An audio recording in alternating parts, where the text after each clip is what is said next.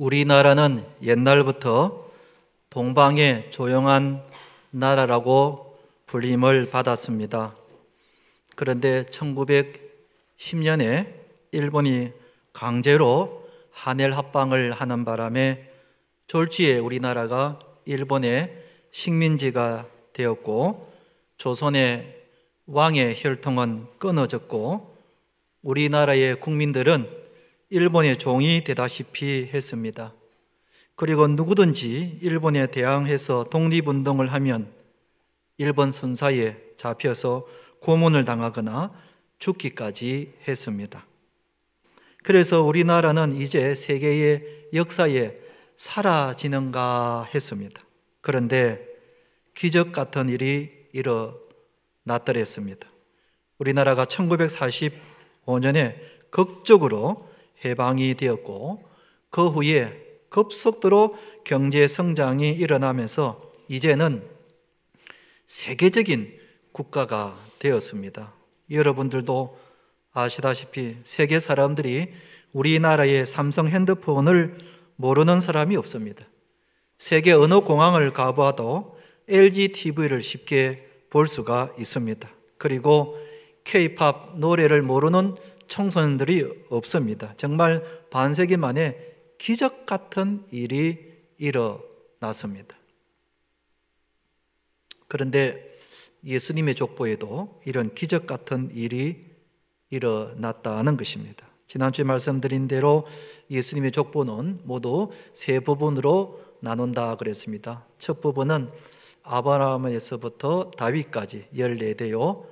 두 번째는 다윗부터 바벨론 포로기까지 14대요. 그리고 세 번째는 바벨론 포로기에서부터 예수님까지 14대로 나누어져 있습니다.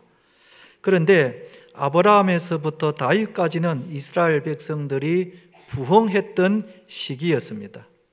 그런데 그러다가 솔로몬 왕을 거치면서 점점 쇠퇴하기 시작합니다. 그러다가 요시야 왕 때 바벨론에 망하고 말았습니다. 그런데 다 망했다고 생각했던 이 다윗의 왕조가 다시 기적적으로 일어난 겁니다. 오늘 예수님의 족보 세 번째 부분에 이런 기적 같은 내용이 나옵니다. 사랑하는 성도 여러분, 오늘 예수님의 이 마지막 부분, 세 번째 부분을 통해서 하나님이 우리 모두에게 주시는 은혜가 있기를 주님의 이름으로 축원드립니다. 그럼 예수님의 족보를 통하여 우리에게 주시는 영적 교훈이 무엇인가? 꺼져가는 등불을 끄지 아니하시는 하나님, 꺼져가는 등불을 끄지 아니하시는 하나님이라는 것입니다. 요즘 시골에 가보면 폐교가 된 학교를 쉽게 볼 수 있습니다. 옛날에는 이 학교에 그렇게 많은 아이들이 있었고 많은 선생님들이 있었지만, 그런데 이제는 아이들이 없어서 폐교가 되는 바람에 운동장에는 잡초들만 무성하고, 그리고 학교 건물은 다 낡아져 가고 있습니다. 그런데 만약 나라가 이런 폐교처럼 된다면 여러분 얼마나 비참하겠습니까? 그런데 이스라엘의 다윗 왕조가 꼭 이렇다는 것입니다. 솔로몬 왕 이후에 나라가 두 쪽이 나더니, 그리고 점점 쇠퇴해 가다가 결국은 바벨론에게 망하고 말았습니다. 그리고 왕족들과 귀족들과 백성들은 바벨론으로 다 잡혀가고 말았고, 남아있는 백성들은 겨우 먹고 살 정도로 가난하게 살았습니다. 참으로 비참한 일이 일어난 겁니다. 오늘 읽은 족보에도 보면 이런 비참한 역사를 엿볼 수 있습니다. 12절 보면은 바벨론으로 사로잡혀간 후에 여고냐는 스알디엘을 낳고 스알디엘은 스룹바벨을 낳고 그랬습니다. 이스라엘 백성들이 바벨론으로 잡혀갈 때 그때의 왕이 여고냐인데, 그는 바벨론 느부갓네살 왕의 포로가 돼서 바벨론으로 잡혀가서 무려 37년 동안이나 제수의 옷을 입고 비참하게 살았던 비운의 왕이었습니다. 그러니까 다윗의 왕조가 시골 학교의 폐교처럼 비참해지고 말았다는 것입니다.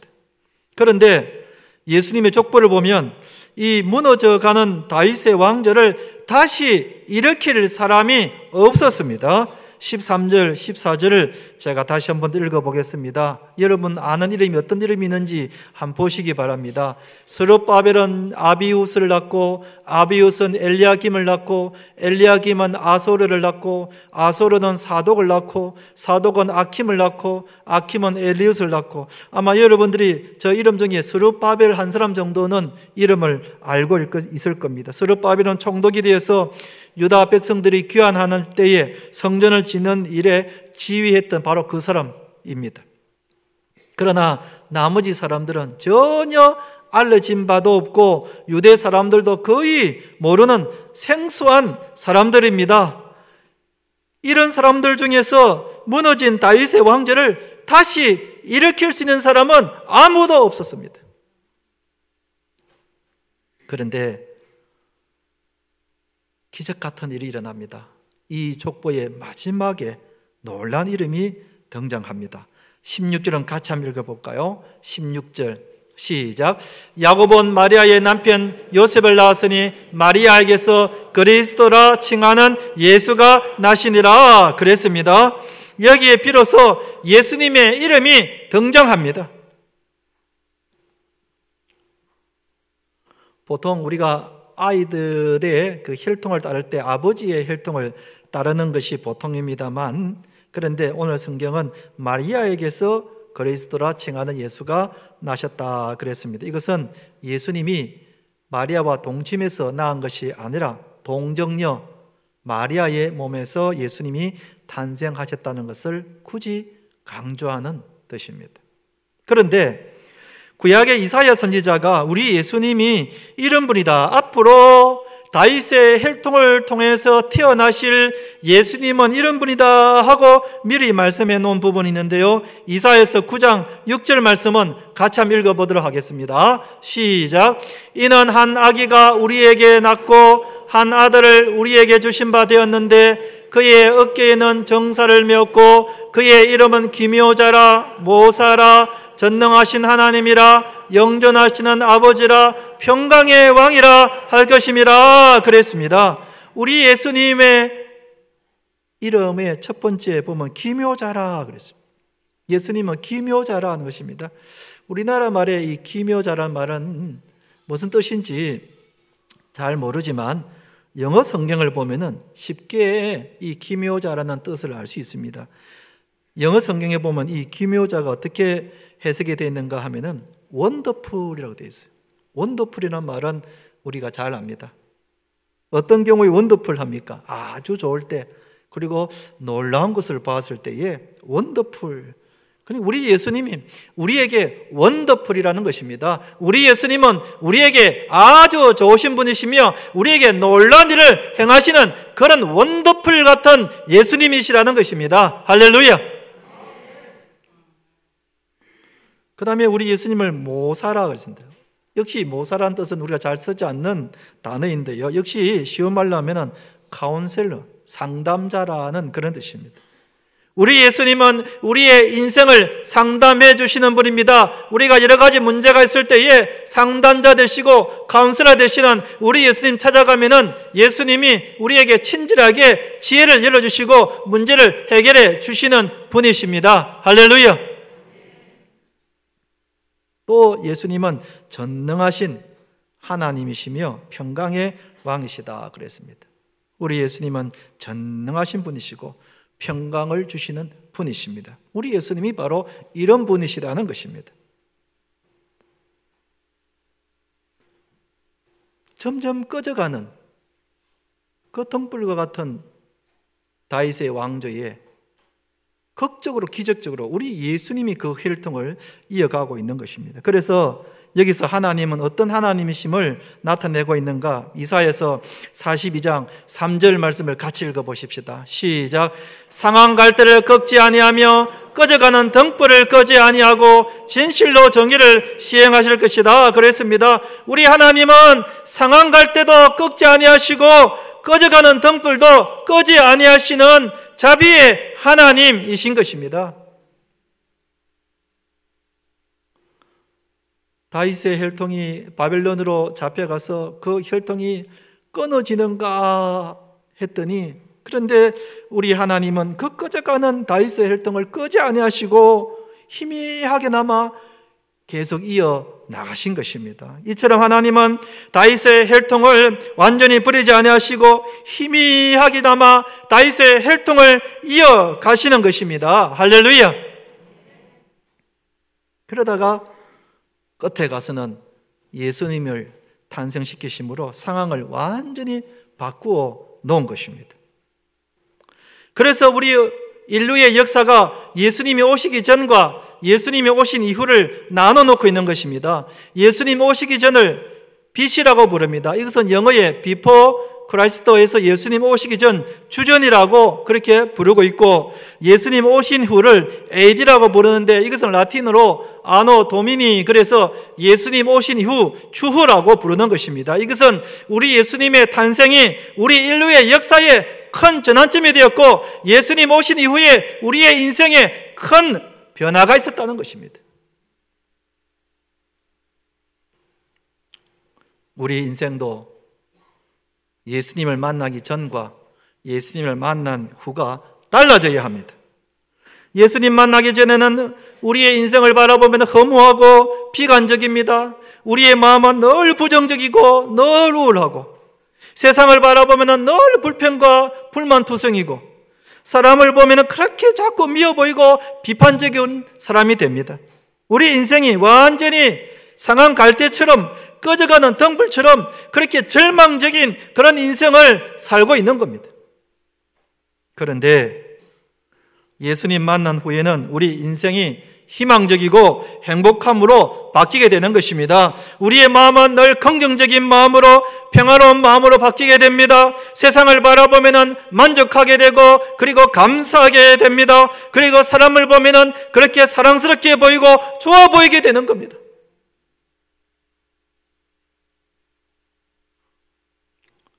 그러므로 여러분, 우리가 해야 할 일이 뭐겠습니까? 우리가 예수님께로 달려가서 예수님을 만나야 하는 것입니다. 우리의 기묘자 되신 예수님, 기묘자 원더풀 되시는 예수님, 예수님을 만나게 되면 사람을 봐도 원더풀하게 되고, 세상을 바라봐도 원더풀하게 되고, 내 인생을 바라봐도 원더풀하게 되는 것입니다. 그것은 우리 예수님이 원더풀 되신 분이기 때문에 그렇습니다. 예수님 만나면 우리의 인생이 원더풀하게 되는 줄로 믿으시기 바랍니다. 한번 따라합시다. 원더풀, 원더풀, 원더풀하게 되는 인생이 되는 겁니다. 우리가 카운셀러 되신 예수님을 만나면 우리의 인생의 많은 부분들이 해결이 됩니다.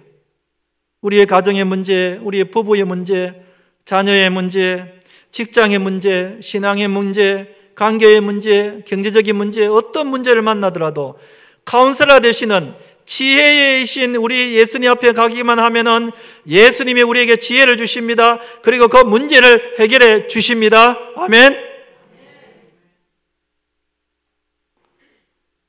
우리 예수님은 또한 전능하신 하나님이다 그랬습니다. 내 힘과 내 능으로 하지 못하는 일을 우리 예수님께로 가지고 가면은 전능하신 능력으로 해결해 주십니다. 현대의학으로 고치지 못하는 어떤 병이라도 예수님께 가지고 가면은 전능하신 능력으로 낫게 될 줄로 믿습니다. 아멘. 그리고 평강의 왕이신 예수님이 우리의 마음을 만져주십니다. 여러분, 예수님을 믿어도 자주 내 마음이 불안하고 두려움으로 가득 차게 됩니다. 근심하게 되고, 때로는 그것 때문에 밤에 잠을 자지 못하는 경우가 우리에게 얼마나 많은지 모릅니다. 그러나 평강의 왕이신 예수님께로 가면 우리의 마음이 평안해지고 세상이 줄 수 없는 평안을 우리에게 주시는 줄로 믿습니다. 그러므로 우리는 예수님을 만나야 합니다. 물론 우리는 다 예수님을 믿고 그렇게 예수님이 나의 구세주인 것을 믿습니다. 그러나 예수님을 믿으면서도 우리는 얼마나 예수님을 놓치고 살아갈 때가 많은지 모릅니다. 지난 한 주 동안에도 우리는 예수님을 놓치고 내 혼자 세상을 살다가 이 자리에 나오신 분들도 적지 않을 겁니다.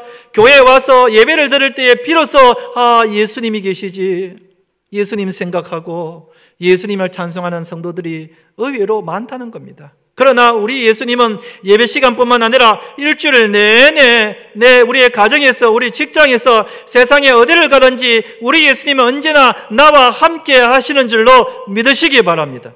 그 예수님을 우리는 늘 만나야 합니다. 불러내야 합니다. 예수님의 손을 붙잡고 나아가야 합니다. 그런데 우리는 예수님을 믿으면서도 얼마나 예수님의 손을 놓아버리고 예수님을 놓치고 내 혼자의 힘으로 살아갈 때가 얼마나 많으냐 하는 것입니다.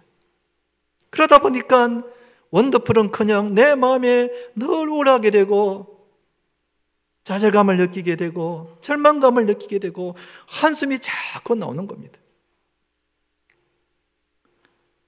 우리 인류의 역사가 예수님 오신 이후에 역사가 달라진 것 같이 우리의 인생도 예수님 만나면 완전히 달라질 줄로 믿습니다. 절망적이고 근심과 걱정이 많았던 내 인생이 원더풀 같은 인생으로 변화가 될 줄로 믿습니다.